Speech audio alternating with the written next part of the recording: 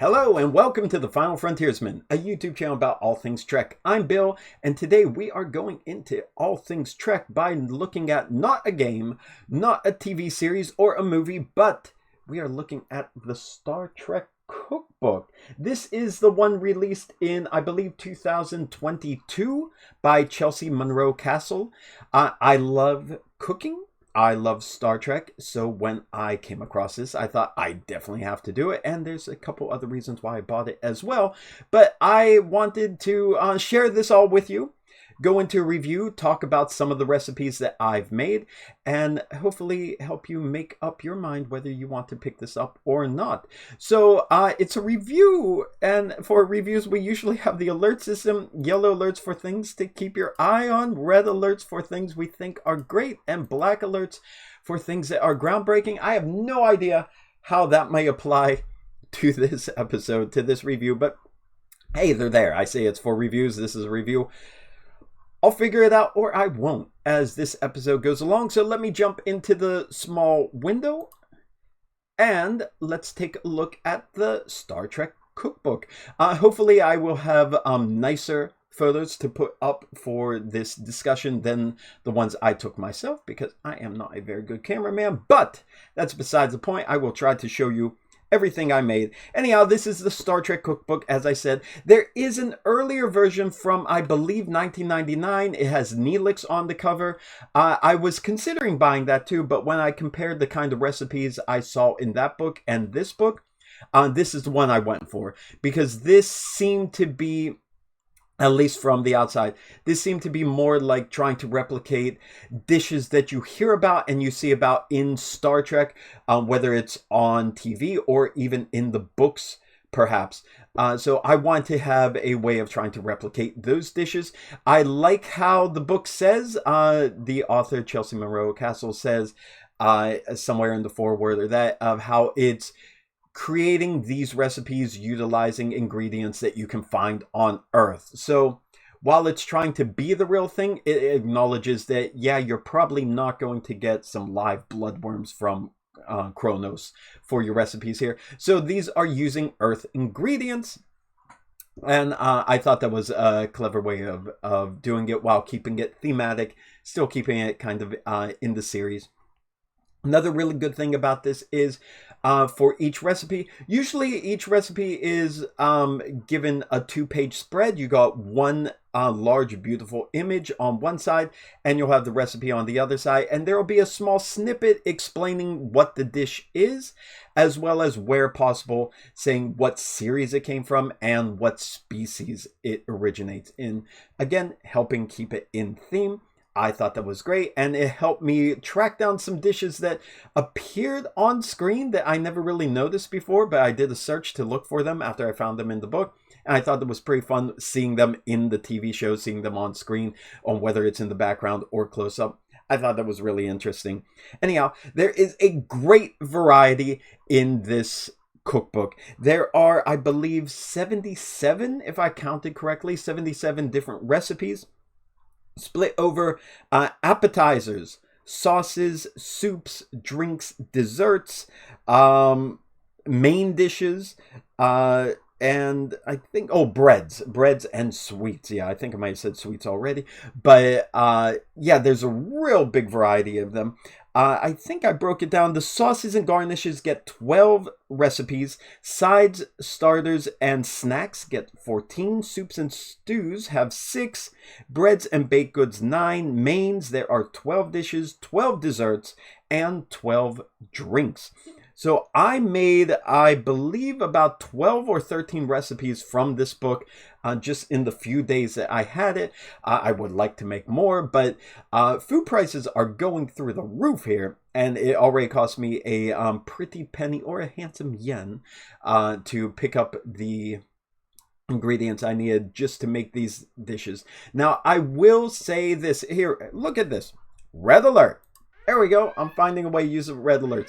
One thing I really liked about this book, because as I said, I like cooking. Cooking is something I love to do, but I'm not really too much of a recipe book a cookbook kind of chef. Yeah, I'm a chef.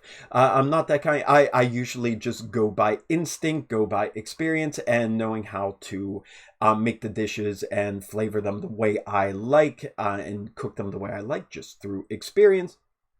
But I do pick up quite a number, or at least in the past, picked up quite a number of cookbooks. One thing that really hurts me with a lot of the cookbooks I have, because I pick a lot of them up when I'm in the US, but I live in Japan. A lot of the times, a lot of these cookbooks, and online too, you might see this, the recipes, the ingredient list, they will call for something by a brand name. There'll be like 1 can of this, 1 package of this, and listed by brand name, whatever it is, because that is super convenient. However, those brands are not available globally. When it says like 1 package of this, that has zero meaning for me. So I then have to look up, well, how big is a package of that? How much do I need? And what is a substitute? Because I don't have that here in Japan. This cookbook does not fall into that trap. This cookbook just uses very basic, I don't want to say generic, but just basically naming what the ingredients are that you need. It doesn't specifically say any kind of brand for this. It is very clear. So no matter where you are in the world, you would be able to find the exact ingredients you need to recreate this. And that's amazing. That's great for me. That's exactly what I wanted. The second thing, keep this red alert going on. The second thing that I really loved about this book is, as exotic as some of these recipes are, I found that the majority of the ingredients needed throughout this book are very easily obtained. They are not some very outlandish, very, very rarely used or only used in certain exotic recipes, exotic dishes, ingredients that you might struggle to find. For me, that's again another issue, because things when I lived in the US, things we take for granted, that a supermarket is going to be well stocked with things from many cultures, many cuisines. It's not quite that case here in Japan. There's a lot of things you think like, oh, of course they're going to have it. They do not have stuff like that here. Even cheeses are kind of hard to get in most supermarkets. There is not a good variety of cheeses. There's not a wide variety of meats in a lot of supermarkets here. Besides the general basics. So the fact that flipping through this cookbook, I realized that I would have no trouble obtaining probably 90% or more of the ingredients.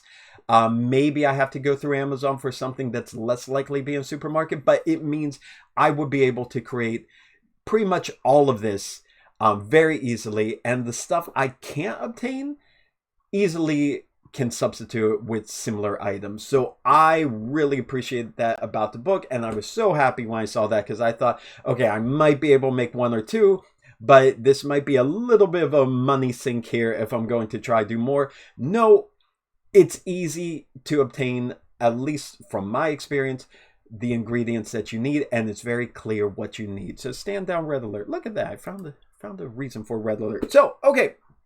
Here's what I'm going to do. I'm going to go into the dishes I made, because those are the only ones that I am qualified to talk about. But I will also say the pictures through the book are gorgeous. The pictures are amazing, and they make a lot of them look as alien and intriguing as possible. And there's a lot more I really want to create. But that'll have to wait for another day and another paycheck. So let me go through. The first day I did a breakfast, or I should say the first meal I did a breakfast. So the first thing I did was I wanted to make the Pokarin cloud eggs. They just look so intriguing.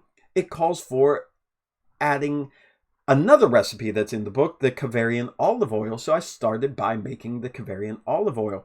It has a really kind of savory, smoky, almost earthy flavor. I thought that was really, really delicious, and it paired well with the eggs. The eggs look beautiful in the picture, and they came out pretty well the way I made them. They overcooked a little, got a little bit too brown on top, but I thought they looked really, really cool. It looked very close to the picture. Maybe I'm brave enough to put my photo up on there showing you what my eggs look like. too. But I would say the slightly disappointing thing for me with the eggs, like looking at them, look how fluffy clouds the whites are because they're cloud eggs.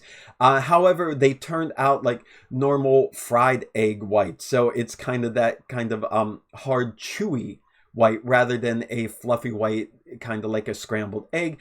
I would have preferred if I could have, and that might just, let me also say again, since I don't normally follow cookbooks and recipe books and I just cook through instinct and feeling it when I normally cook, any like negative on some of the recipes I cooked out, if I don't point it out, that might very well be just my poor cooking habits, not doing it correctly, and the fact that I'm doing it for the first time, I might be cooking it incorrectly. But I will say I would prefer if it was a more fluffy scrambled egg type fluffiness to it, but I don't think that's possible with the way it's cooked. I don't know. It tasted like regular fried egg whites, or at least the consistency was fried egg whites, but in a fluffier form, which visually is very pleasant, and the taste was great too, especially with the Parmesan cheese mixed inside with it.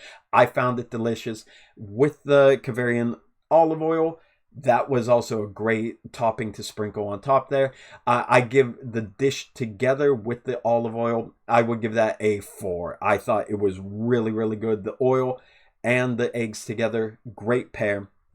Now, the other thing I made, because it's breakfast, wanted to drink, I found the recipe for Klingon Raktajino in here, and that was one of the first things I wanted to make. It was such an interesting way of making it, where you mix it with the entire egg, I should say, shells included. I never heard of that style of making coffee before. I had to look it up after seeing it in this book and see, like, yes, that is a way people make it.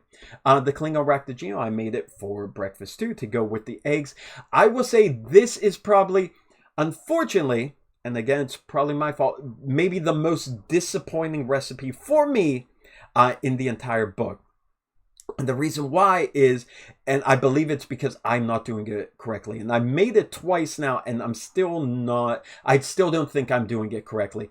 The book describes it as having kind of a amber color, a very light, clearish, like amber color to it. Mine just keeps coming out dark like coffee, just black like coffee. And the first time I made it, I really tasted even with the extra ingredients added in, I didn't taste anything different than coffee. I was drinking coffee.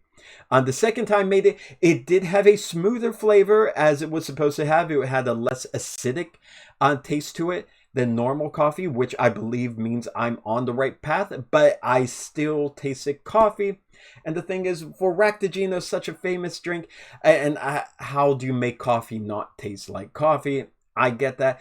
I was just hoping it would have a little bit more of an alien twist to it. Again, the color of mine is way too dark, so I'm probably not making it correctly. I'm probably doing something wrong, because it's not matching how it's described or pictured in the book. But flavor-wise, it's not bad. It's good. It's coffee. If you like coffee, it's coffee. The way it came out for me. Maybe if you make it, you will find a better way.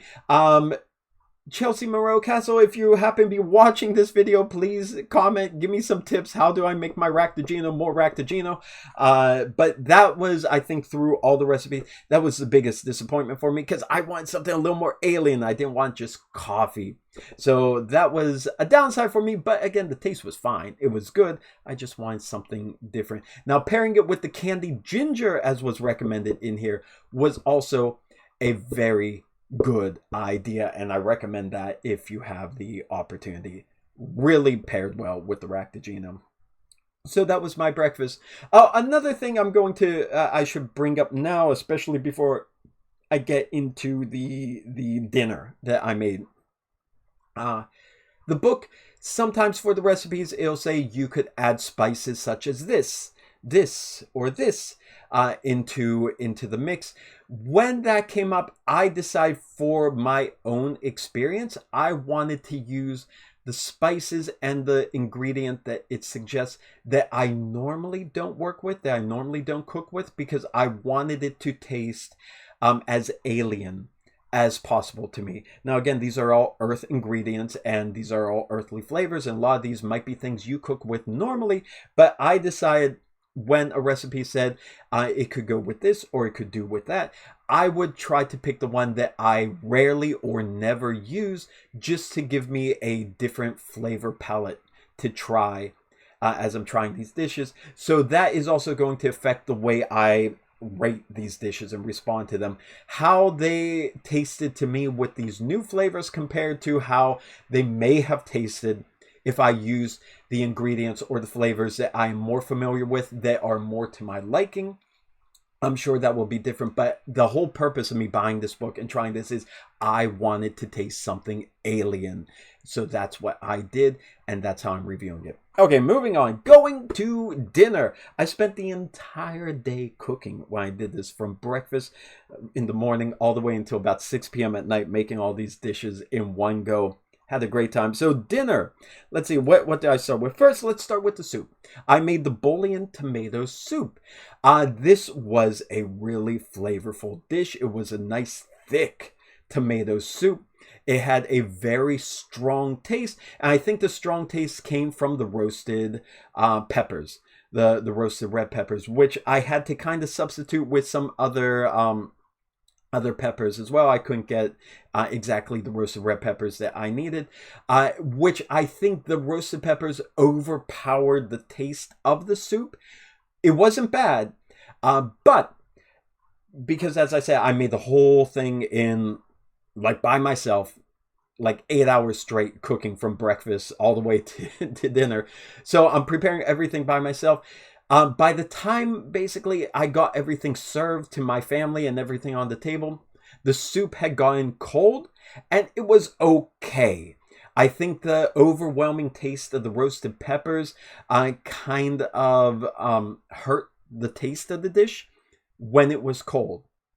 Now, the next day, I reheated it, made it again, and I ate it fresh when it was still warm, kind of hot, warm, and world of difference. Plus, I did add a bit more salt and pepper, as is suggested in the recipe. I didn't really want to add too much salt and pepper on the first day because I didn't want to drown out the other flavors. So I added more that is normally to my liking, not too much, but I did season it a bit more on the second day and ate it hot, and it was magnificent hot. And with that added non-ingredient, the added flavoring, oh my lord, added seasoning, that's the word, with the salt and pepper, it tasted so much better. I think when it was good hot soup, even with the peppers in there, with the stronger pepper flavor, it was that was easily a 4 out of 5 for me. Really good soup. It plates well. It looks good. There's so many soups in here that look astounding, and I'm going to be trying more in the near future. Next, as a, I don't know, appetizer side, wherever you want to call it, the Cardassian deviled Rogova eggs. First of all, look at the picture. I'm assuming I have a picture up there. The green marbled texture of it, so cool looking. When I saw that, I'm like, yeah, this is going to be a day one cook here. It just looks great. Plus, I like making deviled eggs. And there we go. Why not Cardassian deviled eggs? It look green. Takes hours to get the marbling, get the coloring done right. That's why I had to really start cooking early. It was a little bit difficult, even with the large size eggs I was using, to try to get the yolk out. But the boiling worked perfectly. Boiling worked fine. I tend to screw up making hard-boiled eggs. These came out pretty well. I made 6 eggs. I know I only need 4. I made 6, and it's a good thing I did because 2 got kind of destroyed as I was trying to get the yolk out. But the other 4 were fine. The other 4 were perfect. So I made that. Again, this, the actual cream yolk filling, calls for the red peppers, the roasted red peppers again. I think, yet again, and again, it might have just been the peppers I used, they kind of overpowered the flavor. If I make these again, which I would love to make it again, I would probably swap them out, substitute them, and add more of the flavorings that I prefer into it. But as it stands, the eggs themselves were fine. The filling was just a little too strong with the red peppers that I had. I think I would give them I would give the eggs a 3 because of that filling, because it's not the taste that I like, but it was an alien enough taste that it made me feel like, okay, I'm eating something from Cardassia. I'm eating something a little bit bitter, a little bit stringent with those with that overpowering red pepper taste in it. So I like that. It was cool, but if I make it again, I would probably redo it. If you see, if I'm putting my picture up there, I also added the coral twill garnish that they made. It looked so beautiful, like the stunning popping colors, and you could use whatever food coloring you want to make it blue, make it green, make it red. I tried to stick with red like it's pictured in the book. I thought it was going to be extremely hard to make, shockingly easy. Unfortunately, my stove, my range is all electric, and it heats very unevenly. The center, I don't know if this is the same, like this is my first house with an all electric system. So the center of the pan heats enormously while the outside takes a while to cook compared to the center. So my garnish was a bit burned in the center, so I was only really able to salvage the outer ring of it, but it still came out beautiful, still looked easy. I prefer to cook with fire, but that's just not it's not possible with the house I have now, clearly. So it came out very easy, so don't be intimidated when you see a picture like, how on earth am I going to make that? It's really simple. It's super simple. Follow the recipe as it says. It makes itself pretty much. The recipes really aren't that difficult, the ones I had. There are a few tricky ones in here, but it's very clear how to make them. I appreciate that. So the garnish, if you could see in the picture, if not, here's the beautiful look of what it's supposed to look like. Really easy to make, really flavorful too with the oil.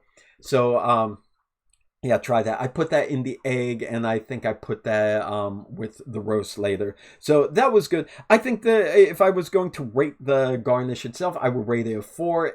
It's because of just how easy it is to make, and it does pack a lot of flavor inside it. It adds a lot of savoriness to whatever dish you're going to add it to. All right, moving on. Okay, so the main dish for this dinner, I had to do the Klingon Lingta roast.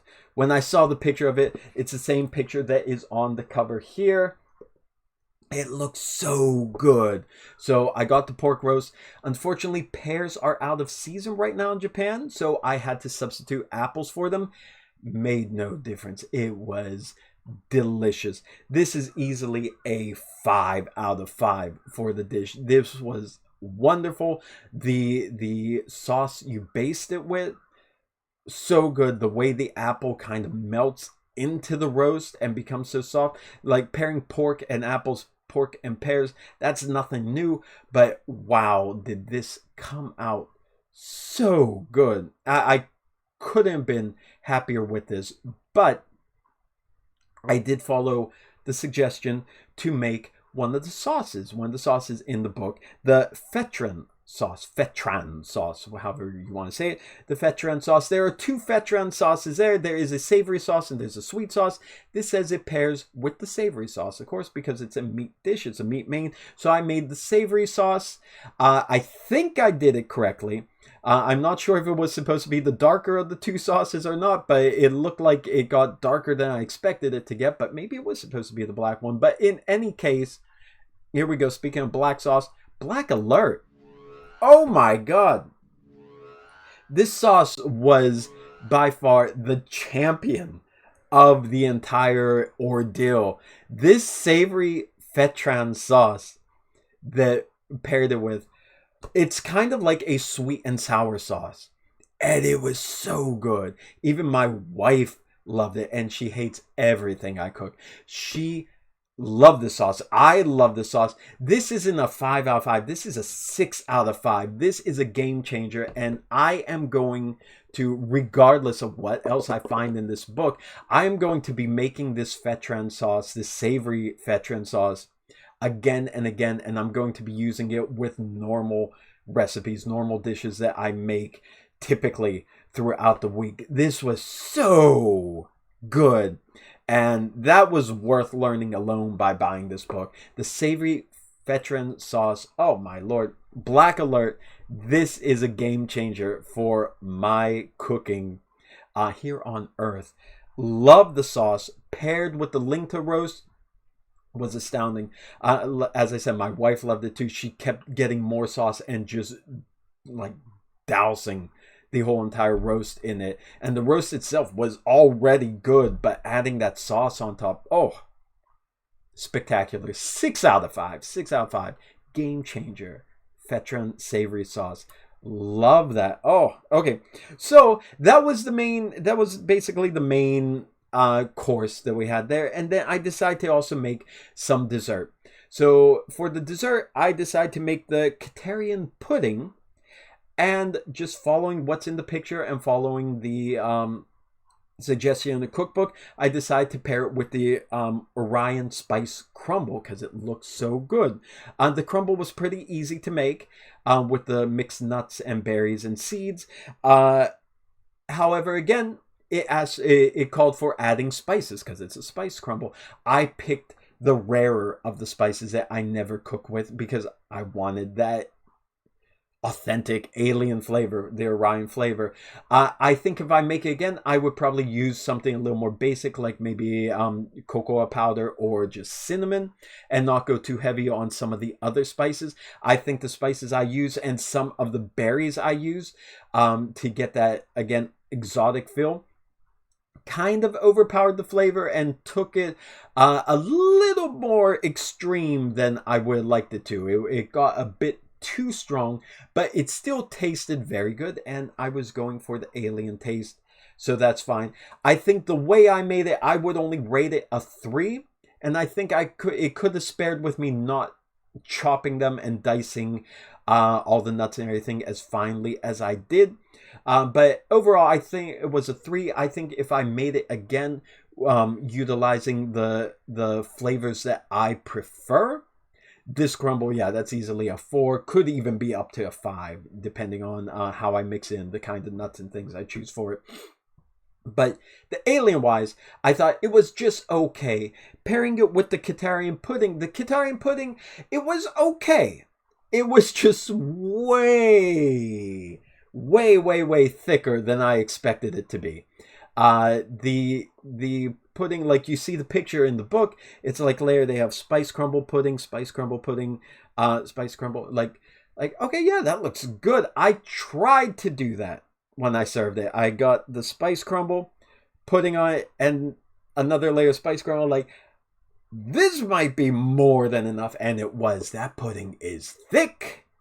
And it was a bit too heavy on the peanut butter flavor. So I did it not thick like peanut butter, though. It's still kind of more light, fluffy, but it's a heavy feel. Like, just a few spoonfuls, and I was full already. Plus, with the overwhelming taste of the spice crumble on top of it, it was just a little too overpowering as a dessert. Maybe my taste buds are a little too sensitive these days because I don't really cook with a lot of strong flavors. But taste-wise, it was good. There's nothing wrong with it. I liked it. I was eating all the leftovers for days after days and enjoying it. But a little goes a long way with it. Plus, probably I didn't need to add as much spice crumble to it because of how strong that flavor was. So again, I think if I remade it, I would use lighter flavors for the spice crumble, and I would make sure the portions that I serve of the pudding are pretty well in check, because it didn't need to try to fill up a layered cup there. That was going to kill us. But it tasted good. So I would give, like, the spice crumble, like I said, a 3. I would give the pudding a 4 because it's good, but it just a little goes a long way. Now, the next day, I still had some stuff left over, and there was a couple more things I wanted to try. So I made the second Fetron sauce. I made the sweet sauce because I also wanted to make something else in the baked goods. So I went with the Bajorian groat cakes. And I decided to pair it with the Fetran sauce instead of the squill syrup as it recommends, because I wasn't able to get the ingredients for that. It was good. I could not get the groat cakes to crisp up. No matter what I did, I couldn't get any kind of crispiness on the edges. I didn't get a crispy bottom. They tasted kind of like very soft granola bars. So I probably did something wrong in the preparation of it there. I think they would taste a lot better if they were crispier. I think flavor-wise, they're a 4, but maybe I'll give my execution of it a 3 because I think it would be much better as a crispier kind of granola snack, granola square. The Fetran sauce, the sweet sauce, was good. It's kind of a salty, smoky caramel tasting sauce. I still think the savory sauce is the real winner of this, of all the recipes I made. But the sweet sauce is good, and I want to pair it with some other things like ice cream, or maybe like cake or some other cookies and that later. I made quite a batch, so I'm going to try that maybe tonight. Who knows? Maybe after I'm done making this video. Who knows? But yeah, it's like a really thick, sweet, and salty caramel sauce. So that was good. That was a nice surprise. Very different from the savory sauce, the sweet and sour savory sauce. And I made the denobulin sausages. They were one of the most intriguing pictures I saw in the book. I believe I screwed them up pretty bad on the second day, unfortunately. I got the coiling to work well, but I couldn't get the actual like jam coating, the jam basting to stick and blacken on the sausages themselves. Plus, I made the mistake of putting them on a baking tray. I put some foil on the baking tray because I'm like, this is going to be messy and this is going to be a bad cleanup. That was a mistake because basically the the sauce just carbonized on the bottom, fusing my sausages to the foil. And so that was hard extracting them. I couldn't get the blackening around the side of the sausages. Flavor wise, they tasted fine. They were pretty much just hot dogs with a little bit of a kick, a little bit of a sweet flavored sauce to them. So nothing groundbreaking there, but that could be because, again, my sauce just kept running off and melting onto the bottom of the pan, fusing my sausages there. So it was a little bit of a disaster. I would give them maybe a 3 because they're basically just hot dogs. But if you could make it look like they look in the picture, that would be great to serve as Star Trek party. Even if they do only taste like hot dogs, that would still look so stunning and terrifying, honestly. But I had to try them. Again, nothing wrong with it. It's a hot dog. The added jam like coating to it was good, but nothing to write home about because I screwed it up, unfortunately. But if you get it, try it yourself. And that was it. Those are the recipes I made. And I'm going to jump back to the large window. So yeah, this cookbook, this was so cool. Like I said, now a lot of the things that I don't like about were probably just due to the way that I cooked it. Mistakes I made, undercooking something here, overcooking something there. I'm sure that's a reason. Overall, as an experience, this was amazing. This was so fun. I had a good time. If you love cooking and you love Star Trek, it's worth trying some of these recipes. If you just love cooking in general, that savory Fetran sauce. Oh, please try that. Please try that. Great sweet and sour sauce. Really, really, really, really added to the dish. Can't wait to use it for so many other recipes I have. But otherwise, yeah, the pictures through here were so cool. I hope I put enough of them up on screen for you to see. 77 recipes. They all look good. Most of them are super easy to make. Very easy to get the ingredients. A couple challenging ones. A couple really astounding looking ones that I hope to try one day. Unfortunately, like I said, I did choose as alien flavor sampling as I could get for these dishes for the experience, to which my daughter said at the end of the dish, Papa, please no more alien food. But that was my fault. That was my fault, but I wanted to do that. The other thing is because just a little, I don't know if I mentioned this before, but a little announcement. As some of you know, I do teach at a school here in Japan that I work at. This school year, I am going to be running a Star Trek elective course, and we are starting in actually a couple weeks.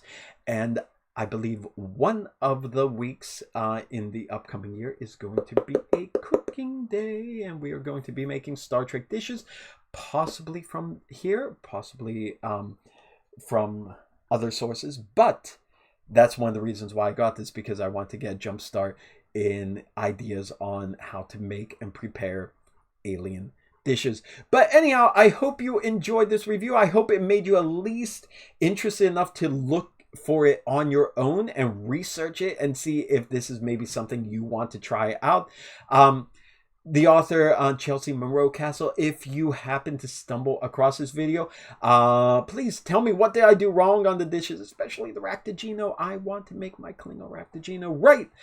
So if anyone has tips for that, if anyone has tips on anything else, if you've made recipes from here, if you made recipes from the previous one by Ethan Phillips, please let me know what dishes are good, what dishes you recommend, what dishes I should try, and how it turned out for you. But that's it. That's a review.